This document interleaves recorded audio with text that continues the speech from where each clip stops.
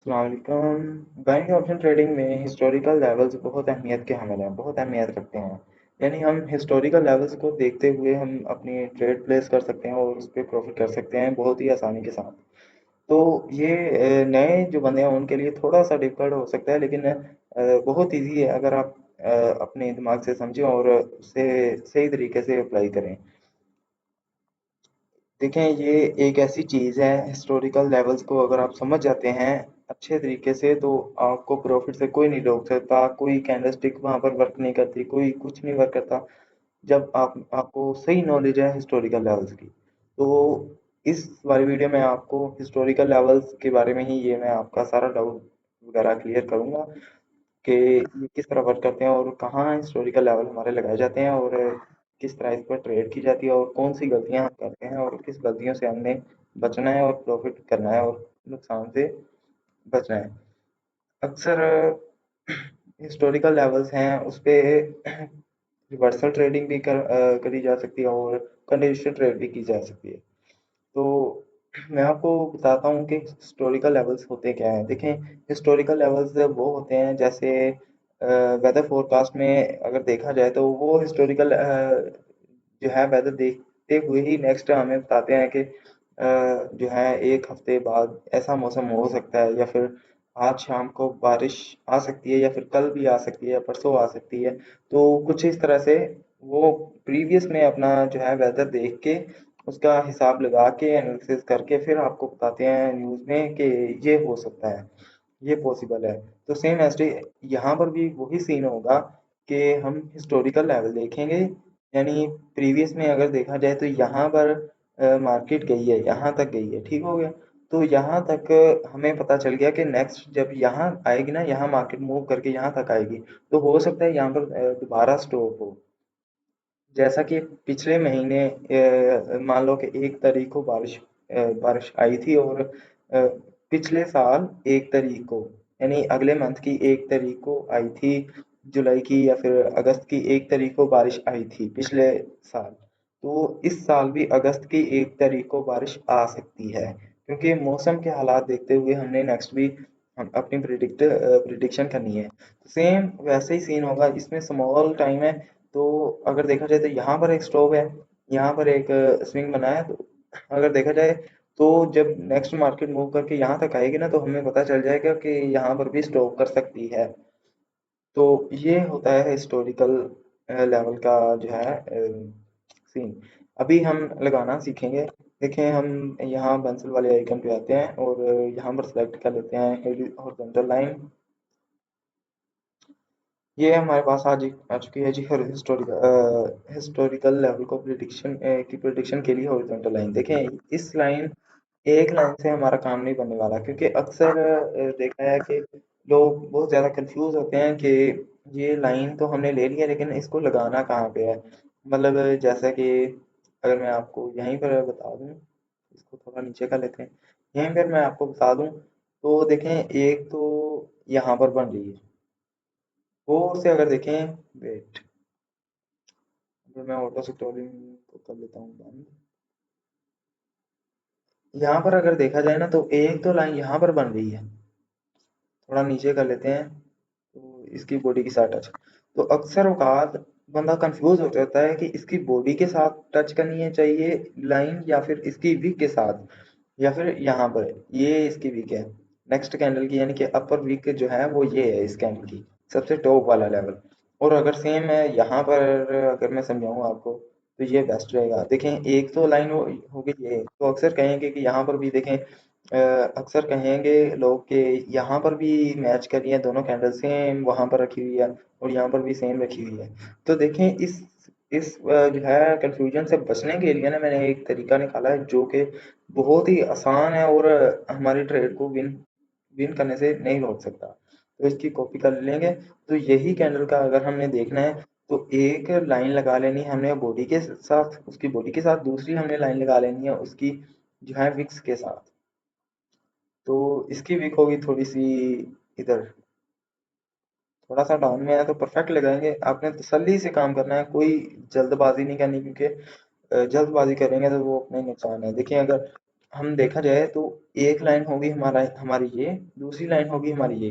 तो ये इसके अंदर जो ज़ोन बन गया है ना, तो यही बहुत इंपॉर्टेंट ज़ोन है। इसी ज़ोन को हम लेके चलेंगे और नेक्स्ट देखेंगे। जब इस ज़ोन में, कहाँ गया? इस ज़ोन में मार्केट आएगी ना, जैसे ही एक कैंडल आती है, तो उसमें हम देखेंगे कि उसमें सेलर प्रेशर कितना है। सेलर प्रेशर आप कैसे देखेंगे, आप सोचोगे? सेलर प्रेशर कुछ इस तरह से होगा, अगर कोई कैंडल है, अगर मैं आपको पेंट में जाके बता देता हूँ। वेट वेट करें, बहुत ही इजी है, अगर सीखें तो। थोड़ा सा जो है ना वो नेट इशू आ रहा है। पेंट, चलें ठीक हो गया। देखिए, अगर हम पेंट में आ गए हैं तो मैं आपको कैंडल का प्रेशर बता देता हूँ कि किस तरह हम पता कर सकते हैं कि नेक्स्ट सेलर्स की कैंडल आ सकती है, और उसका सेलर प्रेशर कितना है और बायर्स प्रेशर कितना है। देखिए, हमारे पास आ जाती है एक सिंपल वे में एक कैंडल होती है जो कि आप सभी को पता है। एक ग्रीन ग्रीन कलर की मैं अगर लगा लूं, तो ये होगी एक,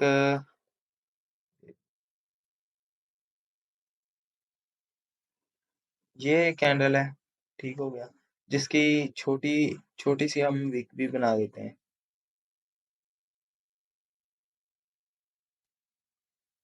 तो ये हमारे पास एक कैंडल है, ग्रीन कैंडल है, जो कि हाई प्रेशर है। तो ये सेम एक और कैंडल मैं आपको बना के देता हूँ, जिसमें आप खुद अंदाजा लगाएं कि वो क्या हो सकती है। तब तक मैं आपके सामने बना रहा हूँ। तो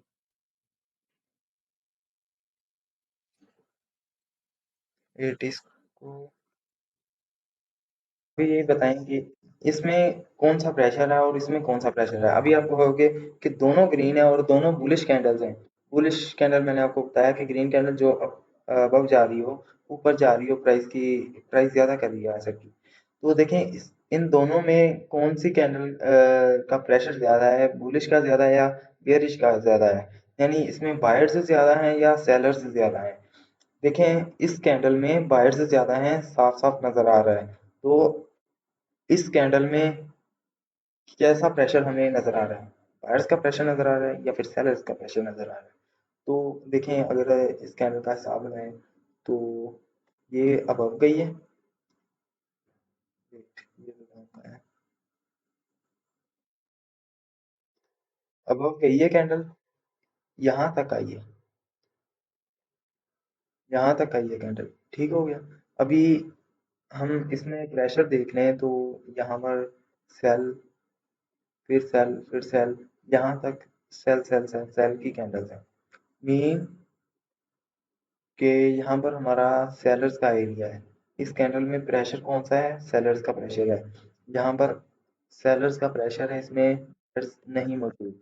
यानी कि अगर हम यहाँ पर एक बना के देख लें कैंडल सेम ऐसी ही, तो ये यहाँ से शुरू हुई है कैंडल, अप गई है, यहाँ तक गई है।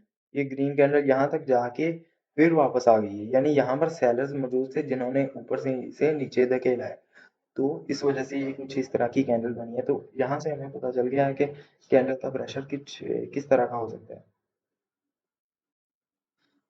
अभी हम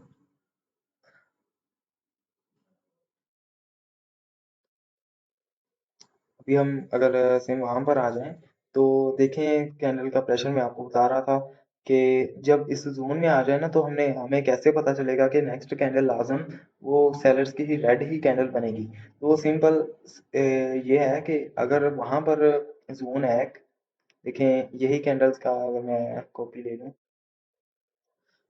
यही लाइन की, तो ये हमारी लाइन आ गई है। तो यहाँ पर एक जोन था, वो चाहे इतना भी हो सकता है। चलो हम यहाँ पे लगा लेते हैं। तो एक जोन ये था और एक जोन ये था, ये दो लाइनें थी। तो हम किस तरह पता लगाएंगे कि ये, बल्कि ये यहाँ पे लगाते हैं। तो ये हमारे पास जोन था, जैसे मैंने आपको यहाँ पे लगा के बताया ना, ये वाला, ये वाला ज़ोन था, ये था और ये था। तो सेम वैसे ही एक ये भी ज़ोन था एक, ठीक हो गया। तो उस ज़ोन में हमें कैसे पता चलेगा कि नेक्स्ट रेड ही आ सकती है? देखें, इस ज़ोन में थोड़ी सी जब यहाँ पर आता है ना कैंडल्स, एक चार्ट चल रहा है, अबव जा रहा है, तो जिस जैसे ही ज़ोन में एंटर करता है, जोन में एंटर होने के बाद इस लाइन को टच करके डाउन में क्लोज होता है, यानी कि इस जोन से बाहर उसकी बॉडी नहीं जाती। हमें कोई फर्क नहीं पड़ता अगर इस लाइन को हम यहाँ पर भी रख लें।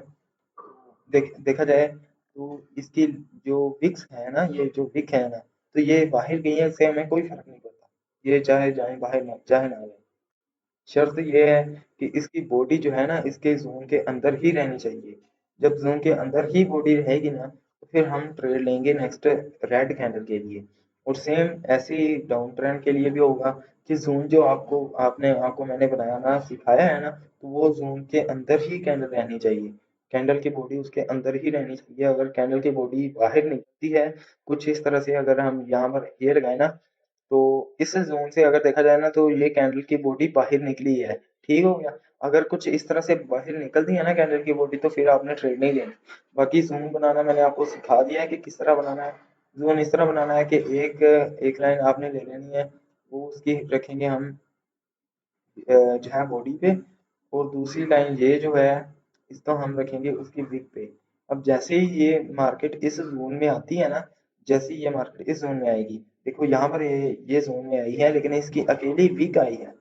अगर देखा जाए, अब अगर आप गौर करें ना, तो यहाँ पर मार्केट आई है इस जोन में आई है, छोटी सी विक बनाई है उसने। तो यहाँ पर हम क्या करेंगे, हम ग्रीन के लिए जाएंगे? बिल्कुल नहीं जाएंगे। क्यों नहीं जाएंगे? क्योंकि हमें पता है कि यहाँ पर थोड़ा बहुत रिस्क हो सकता है, क्योंकि ये जो वीक है इसका कोई पता नहीं है कि ये इतनी बड़ी जगह जो है ये अपनी बॉडी से कवर कर सकता है, यानी दोबारा रेड की कैंडल आ सकती है। शर्त ये है कि इसके अंदर बॉडी आ जाए लेकिन इसकी बॉडी बाहर ना जाए। यानी बाहर किस तरह ना जाए कि ये इससे नीचे ना जाए, यानी जून से बाहर ना निकले। अगर चार्ट ऊपर है ना जून से, तो फिर नीचे ना जाए कैंडल। अगर नीचे जाती है तो फिर वहां पर ट्रेड नहीं करनी। अगर ये जोन हमने कुछ इस तरह से ऊपर बनाया ना, तो अगर तो ये चार्ट जोन से ऊपर जाता है, कैंडल कैंडल इस जून से बाहर निकलती है, फिर हमने ट्रेन नहीं लेनी। अगर कैंडल इसके अंदर ही रहती है ना और क्लोज हो जाती है, यानी कैंडल खत्म हो जाती है, उसका टाइम खत्म हो जाता है, तो फिर हम डाउन की ट्रेड ले लेंगे। बहुत ही इजी सेटअप है। तो इस सेटअप को आजमाइए। आप खुद मोबाइल है तो मोबाइल में करें, लैपटॉप है तो लैपटॉप आप लैपटॉप को इस्तेमाल करते हुए इसको करें। बाकी मुझे दीजिए इजाज़त, तब तक अपना ख्याल रखिएगा।